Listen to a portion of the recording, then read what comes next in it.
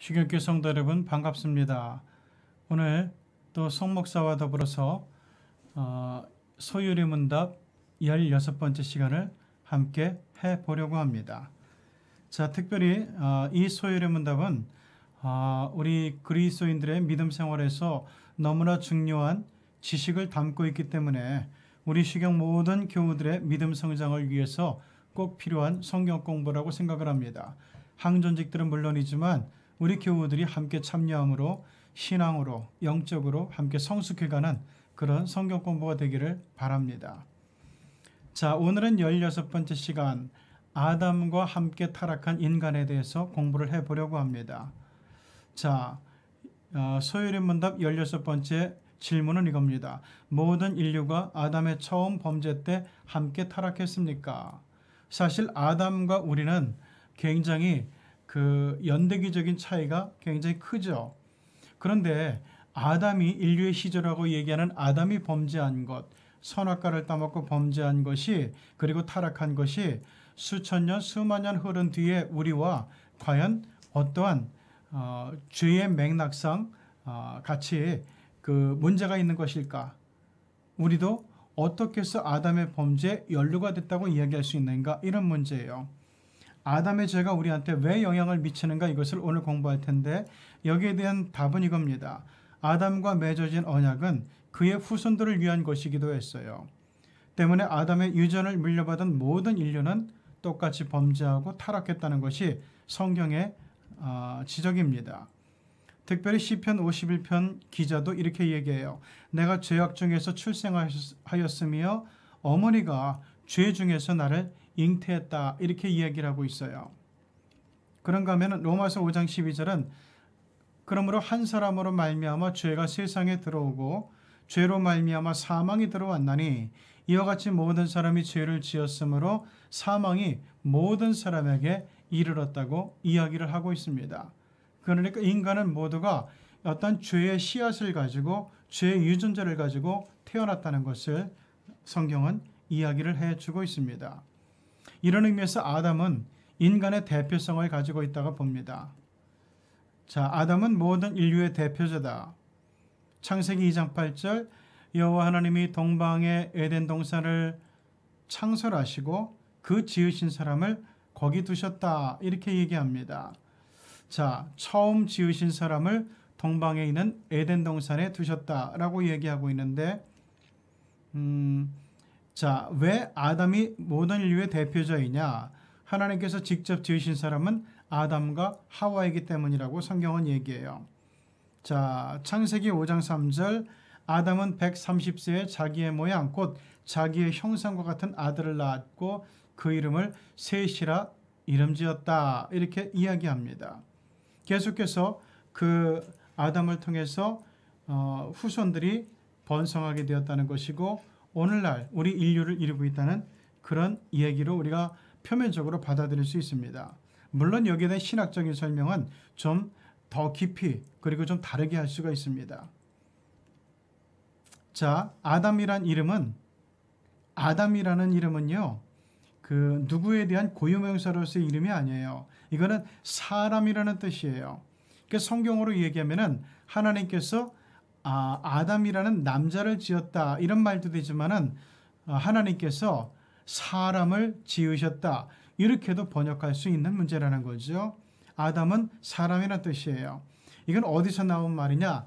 땅, 흙, 특별히 흙먼지를 뜻하는 아다마라고 하는 말에서 파생한 단어예요. 인간은 근본적으로 흙에서 났고 흙으로 돌아간다고 그렇게 얘기하는 거예요. 자, 하나님과 최초의 인간 아담의 언약은 하나님과 모든 인류와의 언약이다. 아까도 얘기했죠. 아담이란 이름의 뜻은 인간, 사람이란 뜻이다. 그러므로 아담의 언약은 하나님이 모든 사람들하고 맺은 언약이다. 이렇게 해석할 수가 있다는 얘기입니다. 창세기 9장 12절 하나님이 이르시되 내가 나와 너희와 및 너희와 함께하는 모든 생물 사이에 대대로 영원히 세우는 언약의 증거는 이것이니라 라고 이야기를 하고 있어요. 그러니까 하나님께서는 지금 이 노아를 통해서 를 하는 것 같은데 이렇게 그 모든 너 인간뿐만 아니라 너희와 하는 모든 생물들 사이에 대대로 영원히 세우는 언약의 증거다. 이렇게 이야기하고 있어요. 자, 그 다음에 하나님은 아담의 범죄 이후에 생육법을 정하셨어요. 다시 말하면은 이제는 하나님이 창조하고 만드는 것이 아니라 인간이 자연 증가가 될 수 있도록 그 방법을 정하셨는데, 그래서 출산의 고통이 크게 더해졌다 성경은 얘기하죠. 자, 아담 이후의 모든 인류는 그때부터 부모를 통해서만 태어나게 됩니다. 창세기 5장 3절, 아담은 130세에 굉장히 나이가 많아서 아이를 낳게 됐죠. 하긴 아담은 뭐 900 수십 세를 살았으니까 이때만 해도 뭐 청년이라 볼 수 있겠죠. 아담은 130세에 자기의 모양 곧 자기 형상과 같은 아들을 낳았는데 그 이름을 셋이라 하였다라고 얘기해요. 이런 식으로 모든 인간은 남자와 여자, 부모를 통해서 태어나게 되었다는 거고, 자, 모든 인간은 아담 이후로 태어나고 죽을 때가 있게 됐어요. 자, 창세기 3장 2절을 보면은 날 때가 있고 죽을 때가 있으며 심을 때가 있고 심을 것을 뽑을 때가 있으며, 인간뿐만 아니라 모든 생물들 그리고 모든 동식물들도 심을 때가 있고 심을 것을 뽑을 때가 있다는 거죠. 그러니까 시작이 있으면은 끝이 있다는 얘기예요. 인간이 죽는 것은 범죄한 인간에게 하나님께서 정해주신 이치다. 원래 아담과 하와는 동산 중앙에 있는 생명나무 과실을 먹을 수 있었기 때문에 죽지 않는 창조물이었어요. 인간만. 그러나 범죄 이후로 에덴 동산에서 내쫓김으로써 생명나무 과실을 먹을 수가 없게 되었지요. 이 범죄한 인간은 그때부터 죽음의 이치를 갖게 됐어요. 그래서 히브리서 9장 27절은 말합니다. 한 번 죽는 것은 사람에게 정하신 것이요 그 위에는 심판이 있을 것이다. 죽는 걸로 끝나는 것이 아니라 반드시 지나온 삶에 대해서 심판이 있을 거라는 얘기예요. 그러니까 성경의 역사관은 일직선이에요. 불교나 힌두교처럼 원으로 그리는 사이클로 되는 게 아니에요. 그러니까 윤회하고 중생하고 하는 것이 아니라 인간은 한 번 태어나면 죽고 그 다음부터는 영원으로 이어지는 거예요. 지옥의 심판으로 영원히 이어지든지 천국의 축복으로 영원히 이어지든지 이렇게 사람의 운명은 계속될 겁니다. 네 번째, 인간은 숙명적이며 영원한 세계에서 일시적인 삶을 살게 되었다는 거예요. 아담 때문에. 그래서 전도서 1장 4절은 얘기합니다. 한 세대는 가고 한 세대는 오되 땅은 영원히 있도다. 그러니까 인간의 덧없는 삶이 아담의 범죄와 타락으로 인해 생겨나게 되었다는 거죠. 자, 그런데 이 아담의 범죄가 아까 인간에게 유전된다 그랬잖아요. 여기 굉장히 아주 첨예한 문제인데 한번 배워보죠. 아담 안에는 모든 인류의 씨가 들어있어요. 유전자가 들어있다는 얘기예요. 사도행전 17장 26절, 인류의 모든 족속을 한 혈통으로 만드사 온 땅에 살게 하시고 그들의 연대를 정하시며 거주의 한계를 정해주셨다. 이렇게 얘기합니다. 자, 모든 인간이 아담 한 사람으로 말미암아서 죄를 짓게 되었는데 어떤 것이냐? 자, 여기를 보면은 로마서 5장 12절, 그러므로 한 사람으로 말미암아 죄가 세상에 들어오고, 여기 아담이에요.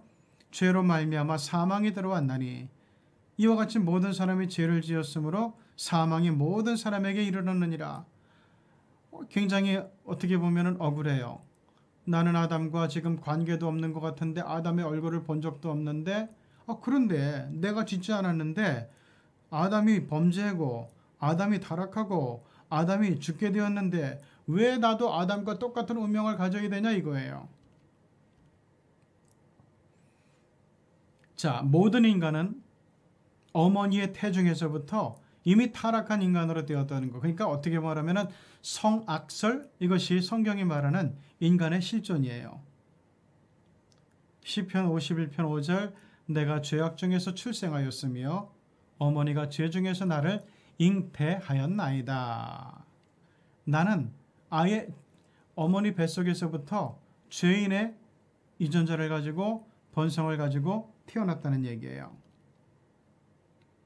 그래서 모든 인간은 아담 안에서 죽은 자가 되는 운명을 가지게 되었다는 거죠. 자, 그 이전에 한번 요거를 살펴보죠.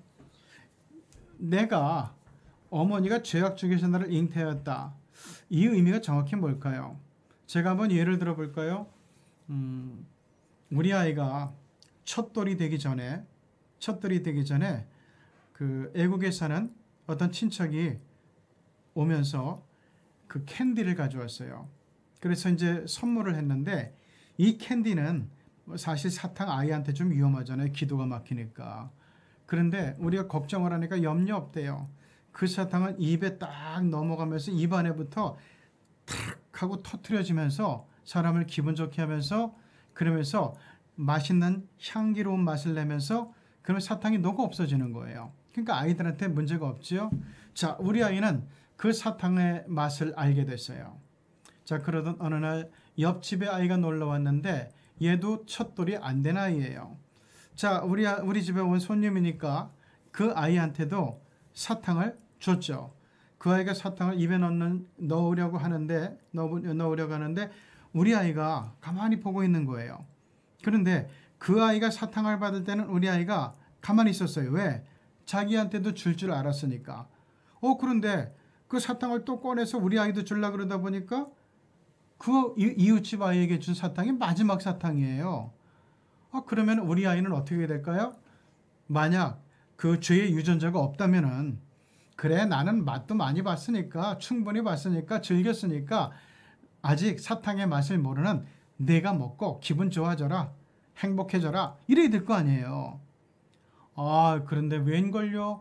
우리 아이가 첫돌도 안 된 아이가 그 사탕을 아이한테서 그냥 팍 뺏는 거예요.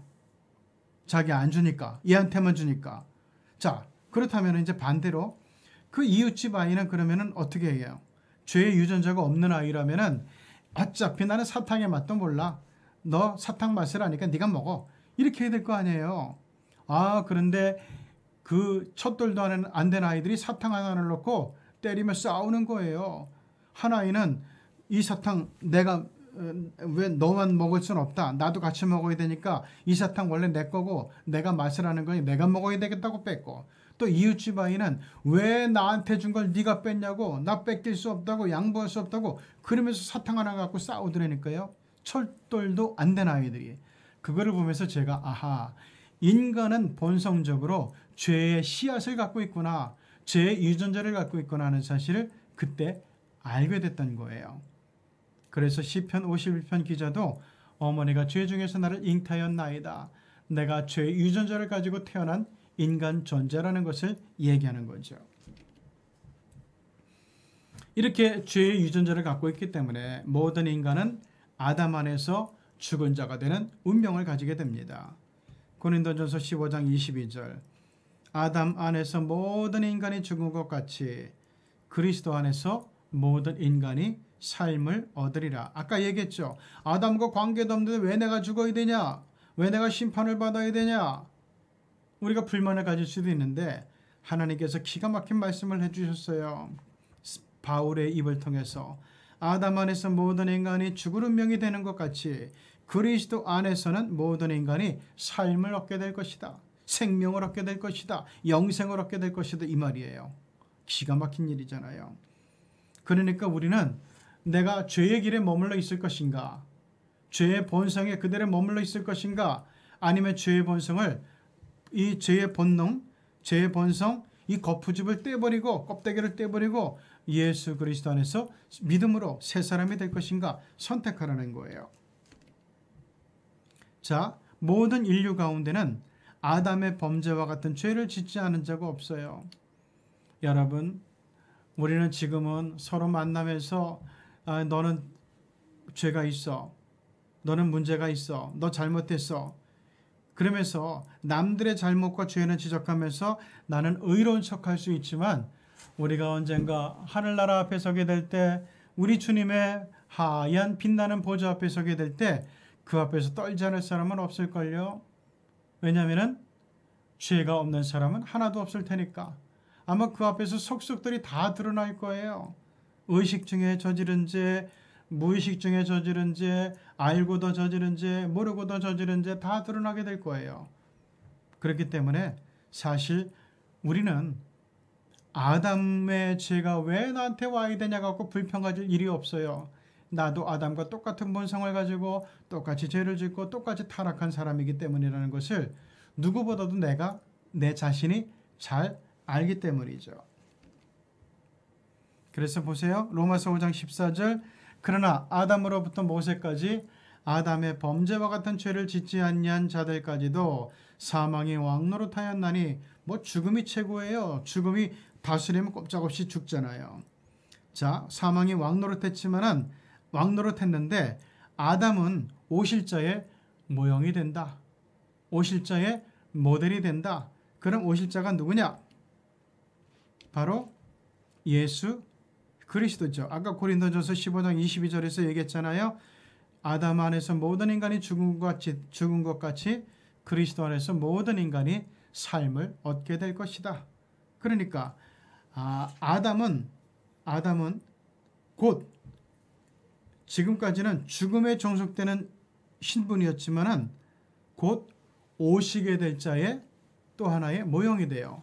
오시는 분은 즉 주 예수 그리스도는 사망으로 왕노릇하는 게 아니라 생명의 축복으로 왕노릇하게 될 뿐이라는 거죠. 자, 오늘은 아담 안에서 함께 타락한 인간에 대해서 배웠습니다. 다음의 공부는 좀 더 분명해지게 되겠죠. 그 타락의 의미가 뭔지를 알게 될 거예요. 자, 그럼 연구 과제를 보죠. 아담의 이름의 뜻은 무엇입니까? 아까 사람이라 그랬죠. 아담의 죄가 우리에게 유전되었다는 증거는 무엇입니까? 아까 저는 돌도 안 된 우리 아이와 이웃집 아이가 싸우던 이야기로 증거를 했는데 여러분도 그 비슷한 것으로 묵상해 보시면 돼요. 아담은 죽음의 모델인데 그럼 영생의 모델은 누구일까요? 우리가 이미 너무나 잘 아는 분의 이야기죠. 자, 오늘도 이 공부를 하면서 여러분 수고 많이 하셨고 다음 주에는 제 17문답으로 넘어가게 되는데 그럼 인간의 타락한 상태는 과연 어떤 상태냐, 어떤 모습이냐 하는 것을 우리가 구체적으로 공부를 하게 될 겁니다.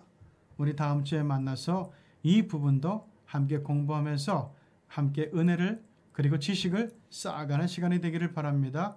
여러분 수고하셨습니다.